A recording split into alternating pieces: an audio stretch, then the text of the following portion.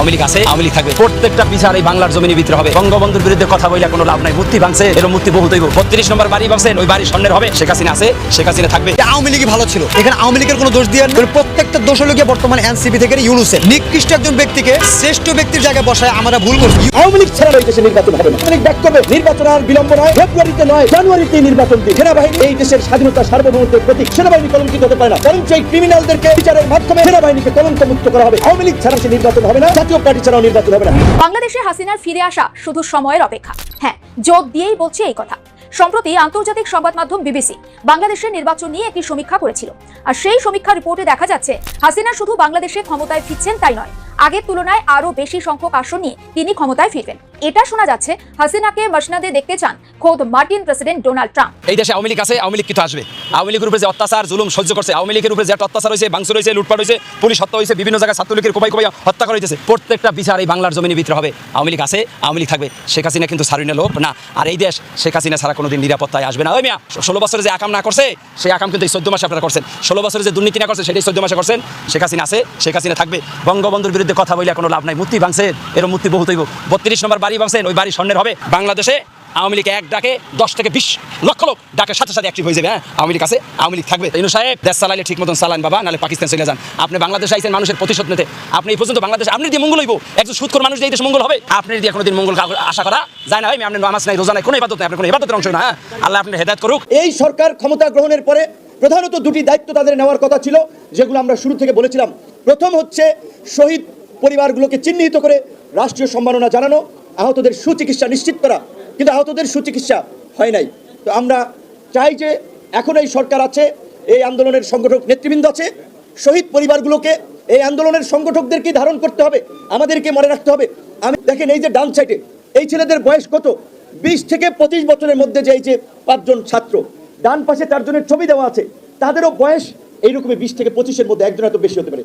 এই আন্দোলনের ম্যাক্সিমাম যারা শহীদ হয়েছেন দেখবেন যে তারা ছাত্র, যুবক এবং তরুণ। তো এই তরুণরা কেন জীবন দিয়েছিল, কেন রাজপথে বন্দুকের নলের মুখে দাঁড়িয়েছিল? কারণ তারা এই ফেসিবাদের নির্মম নিষ্ঠুরতা তারা চোখে দেখেছিল। আপনাদের নিশ্চয়ই মনে আছে 2018 সালের কোটা সংস্কার আন্দোলনে যখন আমাদের উপরে হামলা হয়, একই বছর রমিজউদ্দিন ক্যান্টনমেন্ট কলেজের শিক্ষার্থী দিয়া এবং রাজীবের মৃত্যুকে কেন্দ্র করে নিরাপদ সড়ক আন্দোলন গড়ে ওঠে। সেই আন্দোলনের থেকেই প্রকৃতার্থে প্রথম প্ল্যাকার্ড শিক্ষার্থীরা তোলে রাষ্ট্র সংস্কার প্রয়োজন। এবং সেই আন্দোলনে আপনারা দেখেছেন যে শিক্ষার্থীরা বলেছিল, যখন তারা সড়ক নিরাপদের জন্য 8 দফা না 7 দফা পেশ করেছিল, তাদের যখন সান্ত্বনার বাণী শুনিয়েছিল গণভবন থেকে, তারা কিন্তু পরিষ্কারভাবে বলেছিল, আমরা দেখেছি কোটা সংস্কার আন্দোলনের ভাইদের প্রতি কি নির্মম আচরণ করা হয়েছে, সংসদে ঘোষণা দিয়ে প্রতারণা করেছে। ইতিমধ্যে ইউনূসকে খোলা চিঠি দিয়েছে, প্রত্যেকেই জানেন। চিঠির বিষয়বস্তু বাংলাদেশে ভোট অবাধ ও নিরপেক্ষ করতে হবে, আওয়ামী লীগের ওপর থেকে নিষেধাজ্ঞা প্রত্যাহার করতে হবে, ভোটের সমস্ত রাজনৈতিক দলের অংশগ্রহণ নিশ্চিত করতে হবে। কিছুদিন আগে আন্তর্জাতিক সংবাদ মাধ্যমকে দেওয়া একটি সাক্ষাৎকারে ইউনূস বলেছিলেন, নির্বাচন কমিশন আওয়ামী লীগের ওপর থেকে নিষেধাজ্ঞা প্রত্যাহার করে নিতে পারে। আর সেটা যদি হয়, তাহলে বাংলাদেশের রাজনীতির মূল স্রোতে ফিরে আসা লকগেট খুলে যাবে আওয়ামী লীগের কাছে, যেটা বর্তমানে বন্ধ করে রেখেছে অন্তর্বর্তী সরকার। কিছুটা চাপে পড়ে বন্ধ করেছে বলতে পারেন। দ্বিতীয় কারণ, জামাতের প্রভাব বৃদ্ধি এবং মৌলবাদী শক্তির উত্থান। ইউনূসের সময় এই গত 15 মাসে বাংলাদেশে মৌলবাদী শক্তির উত্থান অস্বাভাবিক হারে বেড়েছে। সাম্প্রতিক অতীতে এমন কিছু ঘটনা ঘটেছে যা সভ্য সমাজ মেনে নিতে পারছে না। বাংলাদেশে এই মুহূর্তে আওয়ামী লীগ করাটাই একমাত্র দোষের। তাই মোহাম্মদ ইউনূসের শাসনকালে কয়েকশো আওয়ামী লীগ নেতাকর্মীদের নৃশংসভাবে হত্যা করা হয়েছে। কয়েকটি আন্তর্জাতিক মানবাধিকার সংগঠন এরকমই একাধিক তথ্য পরিসংখ্যান প্রকাশ করেছে, যা চমকে দেওয়ার মতোই। বাংলাদেশ আওয়ামী লীগের তরফে দাবি করা হচ্ছে, ইউনূস সরকারের হাতে বিগত 1 বছরে আওয়ামী লীগের প্রায় 2000 কর্মী নৃশংসভাবে খুন হয়েছে, পাশাপাশি 10,000-এর বেশি কর্মী আহত হয়েছেন। কিন্তু আশ্চর্যজনকভাবে বাংলাদেশের অন্তর্বর্তী সরকারের প্রধান উপদেষ্টা ডক্টর ইউনূস তার সরকারের অধীনে ঘটে যাওয়া সহিংসতা ও হত্যাকাণ্ডের জন্য নিজেই দায় মুক্তি চাইছেন। 2024 সালের জুলাই আগস্ট মাসে বাংলাদেশে ব্যাপক রাজনৈতিক অস্থিরতার মধ্যে কয়েকশো মানুষের প্রাণ গিয়েছিল, আহত হয়েছিলেন কয়েক হাজার। কিন্তু 2024 সালের 5 থেকে 8ই আগস্ট গোটা বাংলাদেশে যা ঘটেছিল সেটাও কম নয়। এমনকি সে বছর 8ই আগস্টের পর থেকে পরের কয়েক মাস বাংলাদেশে চলেছে এক পরিকল্পিত হত্যাযজ্ঞ, জানিয়ে ভারতীয় গণমাধ্যমে খবর করা হলেই বাংলাদেশের উপদেষ্টারা সমস্যারে দাবি করতে থাকে এগুলো সব ভুয়ো খবর। কিন্তু শাক দিয়ে যে মাছ ঢাকা যায় না, সেটাই প্রমাণ করছে আন্তর্জাতিক মানবাধিকার সংগঠনগুলি। এমনকি মোহাম্মদ ইউনূসও কার্যত স্বীকার করেছিলেন এই সময়কার গণহত্যা নিয়ে, আর তিনি নিজেই দায় মুক্তি চাইছেন সেই সমস্ত খুনের মামলা থেকে। বাংলাদেশ পুলিশের ঘোষিত পরিসংখ্যান বিশ্লেষণ করে দেখা যাচ্ছে মোহাম্মদ ইউনূসের বিগত 10-10.5 মাসের শাসনকালে বাংলাদেশ কার্যত খুনি ধর্ষকদের স্বর্গরাজ্যে পরিণত হয়েছে। বাংলাদেশ পুলিশের প্রকাশিত তথ্য থেকেই জানা যাচ্ছে ইউনূস সরকারের বিগত 10 মাসে সে দেশে অন্তত 3,554টি খুন ও 4,165টি ধর্ষণের ঘটনা ঘটেছে।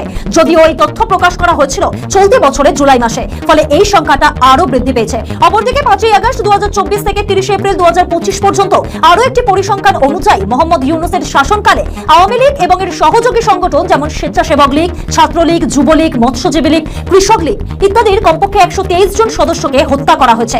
এর মধ্যে অনেককে নৃশংসভাবে কুপিয়ে হত্যা করা হয়েছে, আবার কেউ মারা গিয়েছেন জেলবন্দি অবস্থাতেই। যদিও আওয়ামী লীগ নেত্রী শেখ হাসিনার দাবি কমপক্ষে 2000 কর্মী নিহত হয়েছেন শান্তির নোবেলজয়ী মোহাম্মদ ইউনূসের শাসনকালে। আমাদের 10,000 কর্মী এই কর্মীদেরকে আহত করেছে এবং প্রায় 2-3 হাজার কর্মীর মধ্যে হত্যা করেছে। এর মধ্যে আমরা কিছু নাম বের করতে পেরেছি। মেরে টুকরা টুকরা করে ফেলে দিয়েছে, আগুন দিয়ে পুড়িয়ে মেরে দিয়েছে। আগুন দিয়ে পোড়ায় তারা আর মামলা দেয় পুলিশের ভিতরে আমার বিরুদ্ধে। কত বড় জঘন্য মানসিকতা আপনারা একবার চিন্তা করে দেখেন। চরমভাবে মানবাধিকার লঙ্ঘন করে যাচ্ছে। ঠিক এই আবহে বাংলাদেশের অন্তর্বর্তী সরকারের উদ্যোগে ঘোষিত জুলাই জাতীয় সনদ 2025-এর অঙ্গীকারনামায় 2024 সালের জুলাই আগস্টে গণ অভ্যুত্থানকালে সংঘটিত হত্যাকাণ্ডের বিচার যেমন রাখা হয়েছে, তেমনি আইনগত দায় মুক্তির বিষয়টি একই সাথে রাখা হয়েছে। দিন কয়েক আগে স্বাক্ষরিত জুলাই সনদে শহীদ পরিবার ও আহত বীর যোদ্ধাদের আইনগত দায় মুক্তি, মৌলিক অধিকার সুরক্ষা ও নিরাপত্তা নিশ্চিত করার অঙ্গীকার ব্যক্ত করা হয়েছে। অর্থাৎ জুলাই আগস্টের গণ অভ্যুত্থানের পরবর্তী সময় বাংলাদেশের সংঘটিত হত্যাকাণ্ডে যারা জড়িত তাদের বিরুদ্ধে মামলা হবে না, তাদের বিচারের আওতায় আনা হবে না। এটা কোনো ধরনের নিরপেক্ষতা সেটা নিয়েই প্রশ্ন উঠছে।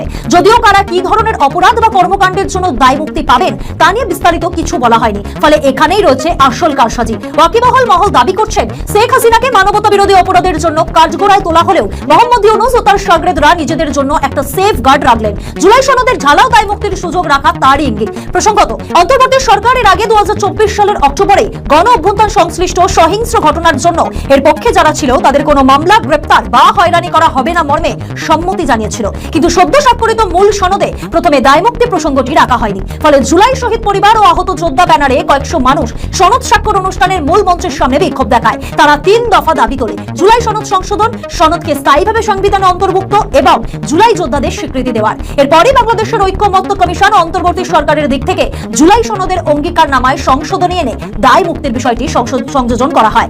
এত কিছুর পরও প্রশ্ন উঠছে, মোহাম্মদ ইউনূস দায় মুক্তি পাবেন কিনা, নাকি ইতিহাসের নিয়মে তাকেও আসামির কাঠগড়ায় উঠতে হবে একদিন।